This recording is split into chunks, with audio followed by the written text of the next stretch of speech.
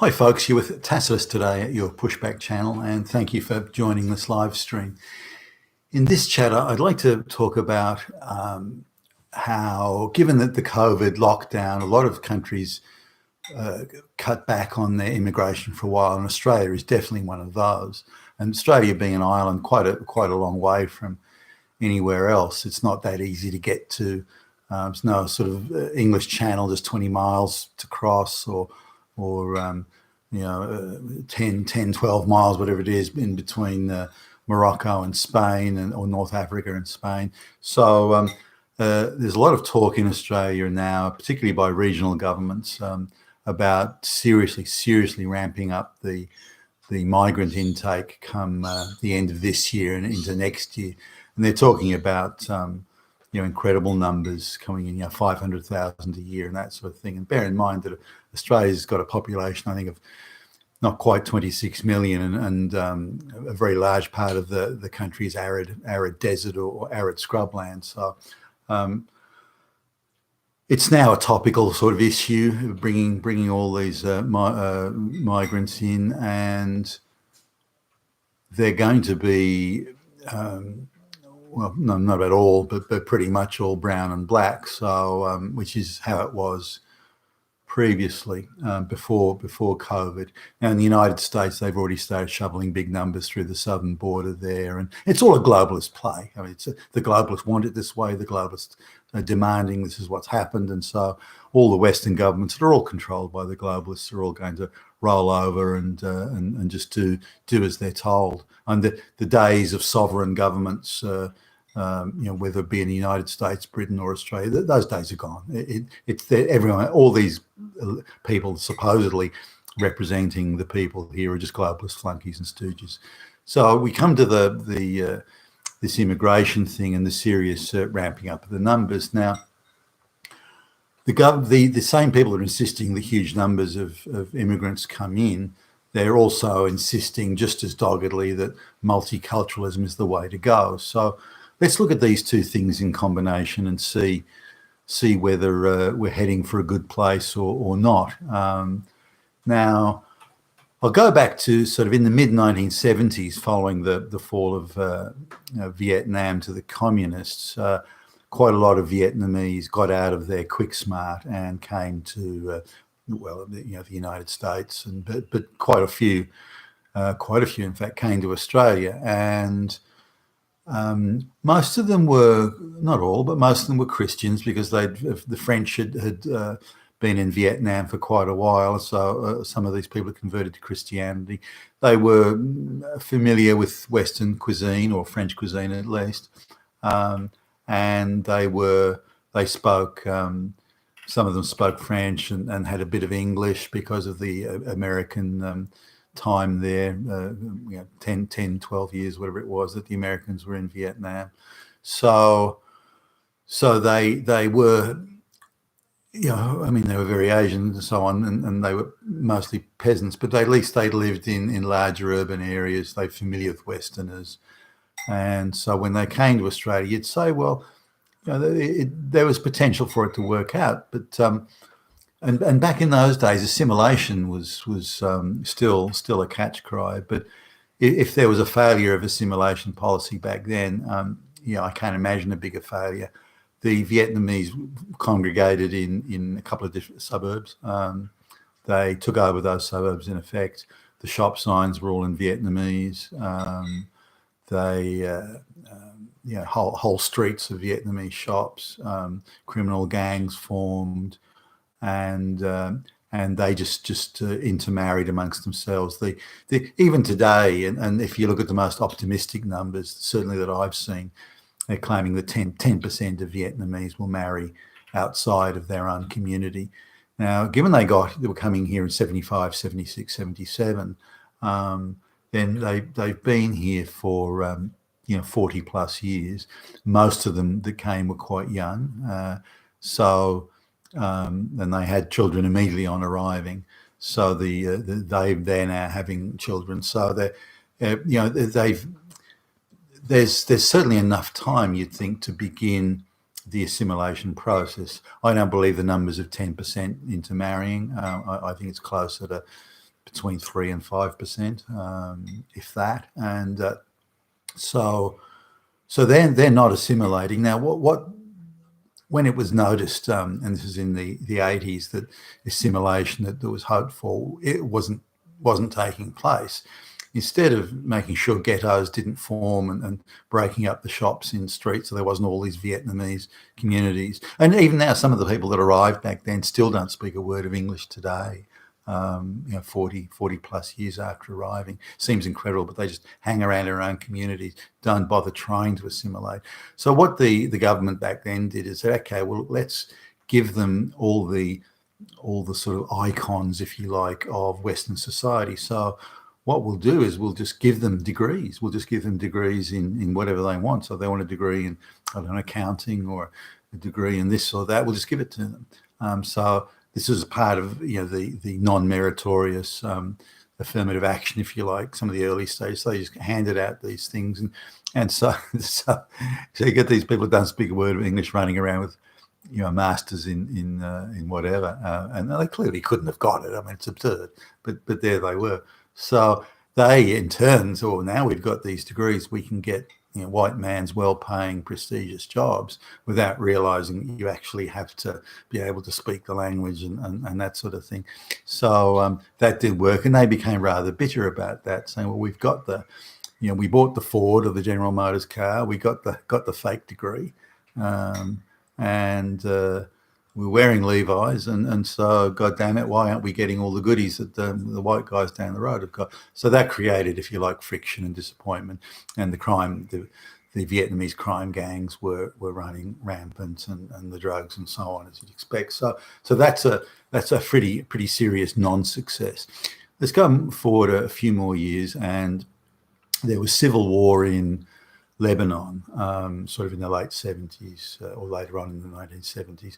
There was civil war in Lebanon, and unfortunately, the prevailing wisdom at the time was that particularly the Christian Lebanese should be brought in to the West, and quite a large number came to Australia, and then they had the family reunion, the chain migration thing, and these people live in sort of village tribal communities, so they've got like 5 million cousins and all this sort of thing. So they all came over as well. Now even today, these people are still sending back to the village, the tribal village of their ancestors, for husbands and brides.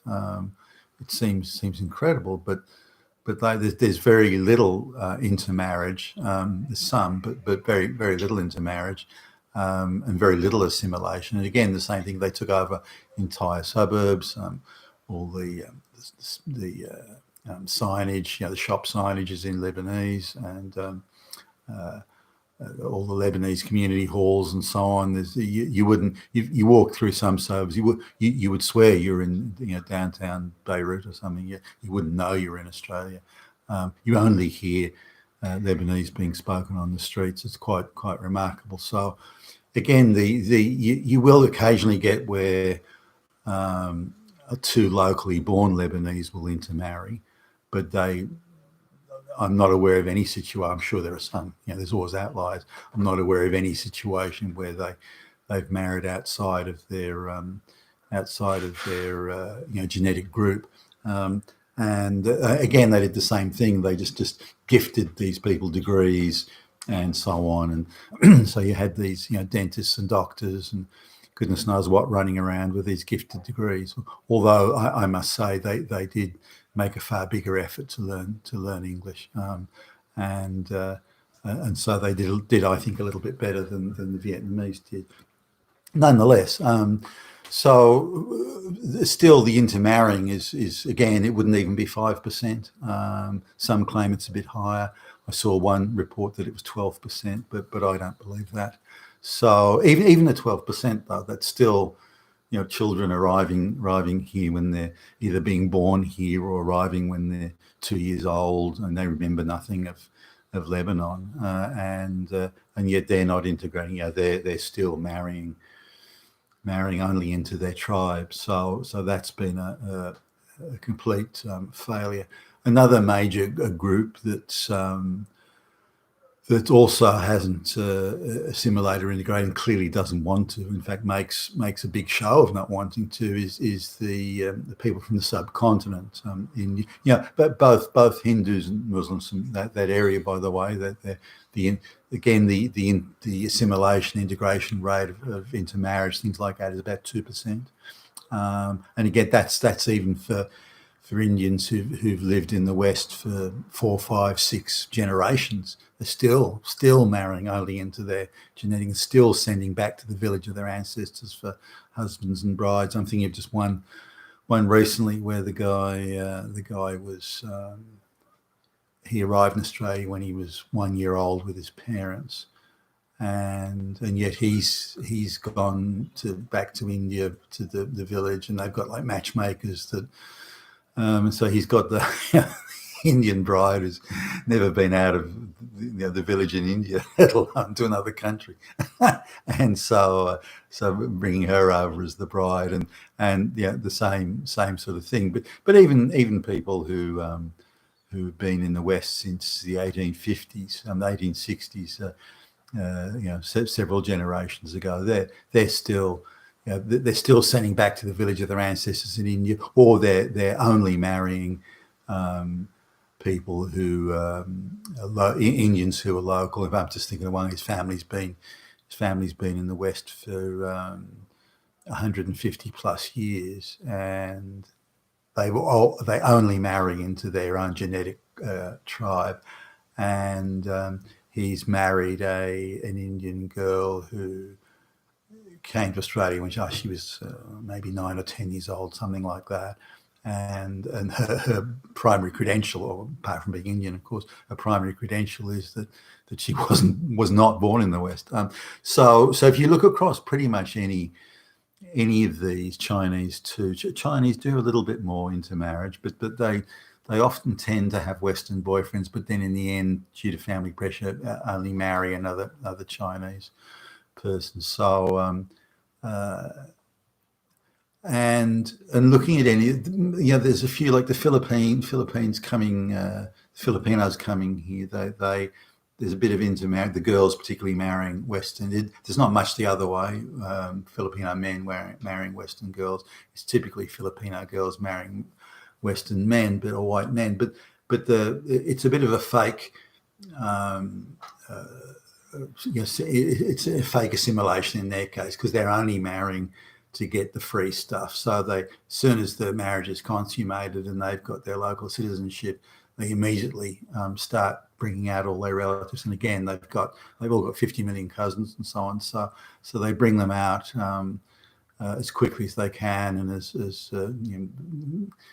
in the biggest volume they can arrange, and then those people then bring out more, and so on. So it's a bit of a sham marriage. It's really just there to serve the interests of the village and the family, and so on. And again, a lot of these people are semi peasant, even if they say, "Oh, I work in Kuzan City," that sort of thing. They're not urbanized as we would understand it in the West, at least.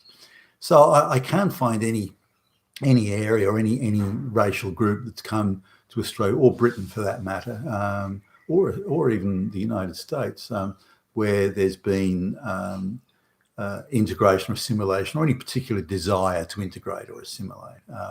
And given now multiculturalism is a big deal, they know that they can get more benefits and handouts and free stuff by waving the we're different flag, and we're we need a separate situation. We need our own politicians, and we need our own gifts and handouts and gravy and that sort of thing, which is, of course, when you've got that many groups all clamoring for their own self-representation, then it doesn't bode well for the future when it's divvying up resources that are sharply declining. So now in the case where say in the old Soviet Union, that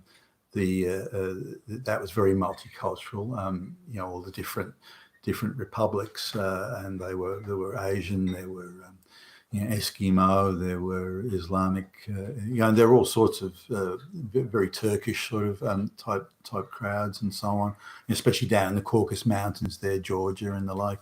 So they had a lot of different races and ethnicities in the Soviet Union, but the control exercised by secret police and by the goon squads and all this sort of thing was absolute. You could get imprisoned or shot for a minor infraction. So that tended to keep a lid on things. But the minute that lid came off, I think everybody remember how it boiled over, not merely in the Islamic type areas and those related, but also in across the east of the Ural Mountains, heading sort of east across towards Asia.